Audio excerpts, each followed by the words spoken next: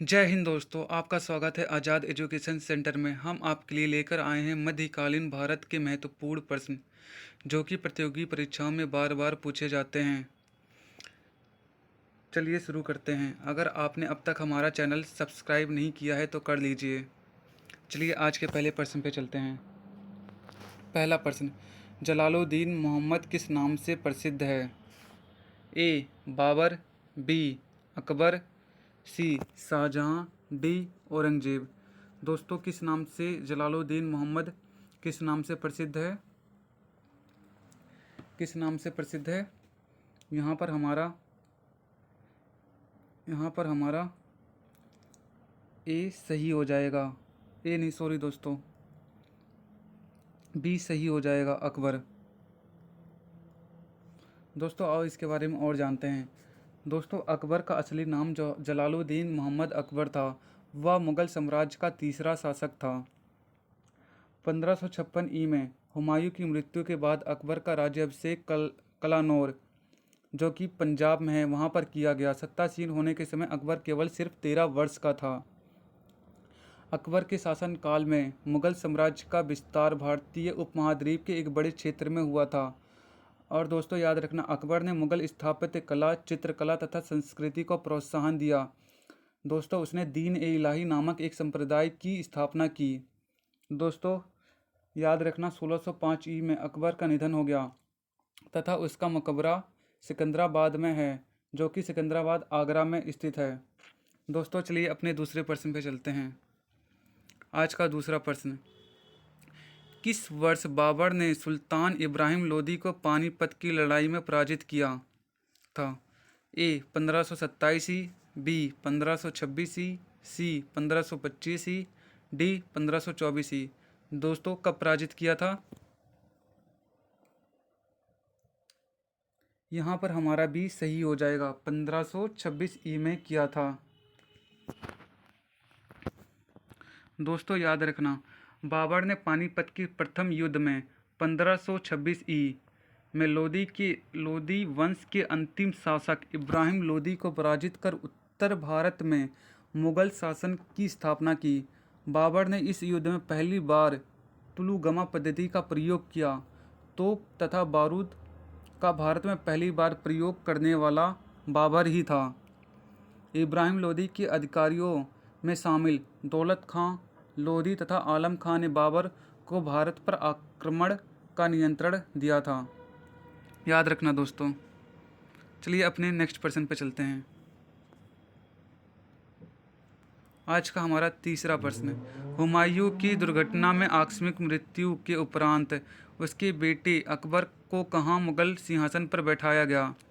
ए Lahore, B Sirhind, सी Kalanaur, D Kabul.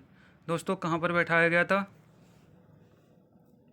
यहाँ पर हमारा सी सही हो जाएगा। कहाँ पर बैठाया गया था? कलानौर में बैठाया गया था। दोस्तों साथ में ये भी याद रखना कि हुमायूं के देश छोड़ने के उपरांत अकबर का जन्म 1542 ई में अमरकोट, सिंध प्रांत, पाकिस्तान नामक जगह पर हुआ था। 1526 ई में हुमायूं की आकस्मिक मृत्यु कहाँ पर हुई थी? दीन पनाह की पुस्तकालय की सीढ़ियों से गिरने के कारण उसकी मृत्यु हो गई थी। 14 फरवरी 1556 को कलानौर पंजाब में अकबर का राज्याभिषेक किया गया। और दोस्तों बैरम खां को अकबर का संरक्षक नियुक्त किया गया, क्योंकि उस समय अकबर सिर्फ 13 वर्ष का था। अकबर ने पानीपत के दूसरे युद्ध में हेमू को पराजित कर दिल्ली पर नियंत्रण स्थापित किया था। दोस्तों याद रखना। हम अपने अगले प्रश्न पर चलते हैं। चौथा प्रश्न, हुमायूं नामा का लेखक कौन था? ए हुमायूं, बी गुलबदन बेगम, सी इनायत खान, डी आमद अहमद यादगार। कौन था दोस्तों?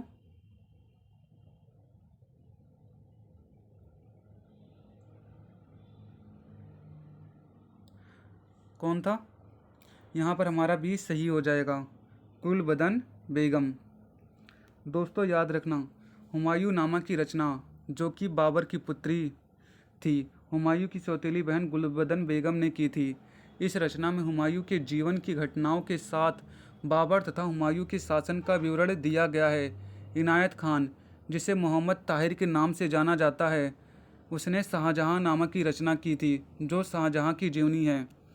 और दोस्तों याद रखना, अहमद यादगार ने तारीख़े साली 3 अफ़गानिया की रचना की, जो लोदी शासकों का इतिहास है।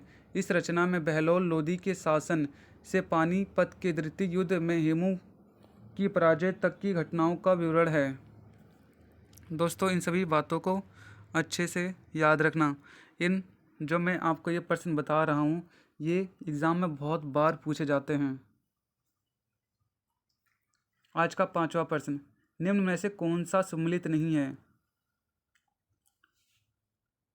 ए बाबरनामा बाबर, शाहजहांनामा मोहम्मद ताहिर, हुमायूंनामा हुमायूं, तुजुक ए जहांगीरी जहांगीर। इनमें से कौन सा सही सम्मिलित नहीं है? यहाँ पर हमारा सी सही हो जाएगा।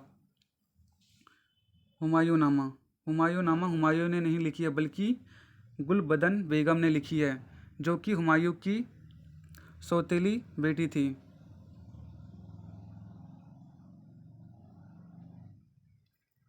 हुमायूंनामा में बाबर तथा हुमायूं के शासनकाल में मुगल साम्राज्य की परिस्थितियों का विवरण मौजूद है।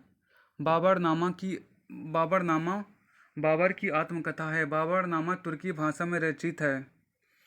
शाहजहां के जीवन पर आधारित पुस्तक शाहजहांनामा की रचना मोहम्मद ताहिर, जिन्हें इनायत खां के नाम से भी जाना जाता है। दोस्तों याद रखना, तुजुक ए जहांगीर की आत्मकथा है। और दोस्तों बाबर नामा को छोड़कर अन्य रचनाएं फारसी भाषा में लिखित हैं। चलिए अपने अगले प्रश्न पर चलते हैं। आज का 6वां प्रश्न, प्रसिद्ध चित्रकार मीर सैयद अली चित्रकारी हेतु किस मुगल शासक के सहयोगी थे? ए बाबर, बी जहांगीर, सी अकबर, डी हुमायूं। इनमें से कौन सा सही होगा दोस्तों? यहाँ पर हमारा डी सही हो जाएगा, हुमायूं। दोस्तों याद रखना, मीर सैयद अली हुमायूं के दरबारी चित्रकार थे। 1543 ई में निर्वासित जीवन व्यतीत करने के दौरान ईरान के शासक शाह तहमास्प के दरबार में हुमायूं की भेंट अब्दुल समद तथा मीर सैयद अली जैसे चित्रकारों से हुई। दिल्ली का शासन पुनः प्राप्त करने के बाद हुमायूं ने इन चित्रकारों को अपने दरबार में संरक्षण प्रदान किया। याद रखना दोस्तों। चलिए अपने अगले प्रश्न पर चलते हैं। 7वां प्रश्न, इनमें से किसने भूमि मापांकन की व्यवस्था प्रारंभ की? ए बहादुर शाह, बी शेर शाह, सी शाहजहां, डी अकबर। किसने की दोस्तों? यहाँ पर हमारा बी सही हो जाएगा, शेर शाह सूरी ने की थी। दोस्तों साथ में ये भी याद रखना, शेर शाह सूरी ने भूमि मापांकन की व्यवस्था आरंभ की। उसने भू राजस्व सुधार के लिए भूमि की किस्म तथा फसलों के आधार पर उत्पादन में हिस्सा निर्धारित किया। दोस्तों उसने भूमि मापन के लिए शेर शाह ने जरीब का अनुप्रयोग आरंभ किया। उसने संपूर्ण साम्राज्य की भूमि की माप करवाई। शेर शाह ने 1 बीघे का क्षेत्रफल 360 वर्ग गज निश्चित किया था। उपज और श्रेणी के आधार पर भूमि को 3 भागों में बांटा, जो कि था पहले पर उत्तम, दूसरे पर मध्यम तथा तीसरे पर निम्न विभाजित किया गया था। दोस्तों साथ में ये भी याद रखना, शेर शाह सूरी ने ग्रैंड ट्रंक रोड का भी निर्माण करवाया था। चलिए अपने अगले प्रश्न पर चलते हैं। आज का 8वां प्रश्न, निम्नलिखित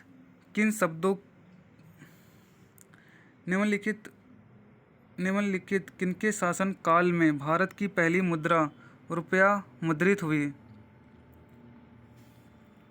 ए अकबर, बी हुमायूं, सी शेरशाह सूरी, डी समुद्रगुप्त। किसके शासनकाल में हुई?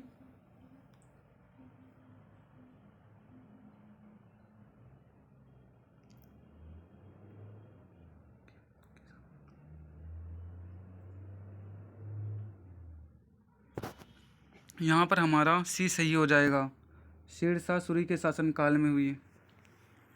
दोस्तों याद रखना, रुपया का प्रयोग सर्वप्रथम शेरशाह सूरी ने 1540 से 1545 ई के शासन काल में आरंभ हुआ। शेरशाह सूरी ने चांदी के सिक्कों को रुपया नाम दिया, जिसका वजन 178 ग्रेन अर्थात 11.53 ग्राम था। शेरशाह सूरी ने चांदी के सिक्के रुपया के अतिरिक्त दाम तथा मोहर का प्रचलन किया। दाम तांबे के सिक्कों को कहा जाता था, जबकि मोहर सोने के सिक्कों को कहा जाता था। मुगल शासन के दौरान इन्हीं 3 धातुओं के सिक्कों का मानकीकरण किया गया। चलिए अपने अगले प्रश्न पर चलते हैं। हमारा 9वां प्रश्न, पानीपत का द्वितीय युद्ध किनके बीच लड़ा गया? ए बाबर और लोदी के बीच में, बी अकबर हेमू के बीच में, सी अली रजा और चंद्रगुप्त मौर्य के बीच में, डी अकबर या लोदी के बीच में। यहाँ पर हमारा बी सही हो जाएगा, अकबर और हेमू के बीच में लड़ा गया था। दोस्तों याद रखना, पानीपत का द्वितीय युद्ध जो कि 1556 ई में हुआ था, अकबर तथा हेमू के मध्य लड़ा गया। हेमू ने अकबर की अनुपस्थिति में दिल्ली तथा आगरा पर विजय प्राप्त कर स्वयं को भारत का शासक घोषित किया था। अकबर की पानीपत की द्वितीय युद्ध में जीत हुई और युद्ध के दौरान हेमू मारा गया। हेमू सूर वंश का शासक आदिल शाह सूर का सेनापति था। सूर वंश के पतन के बाद उसने अपनी शक्ति बढ़ा ली थी। दोस्तों चलिए अपने नेक्स्ट प्रश्न पे चलते हैं। आज का हमारा 10वां प्रश्न,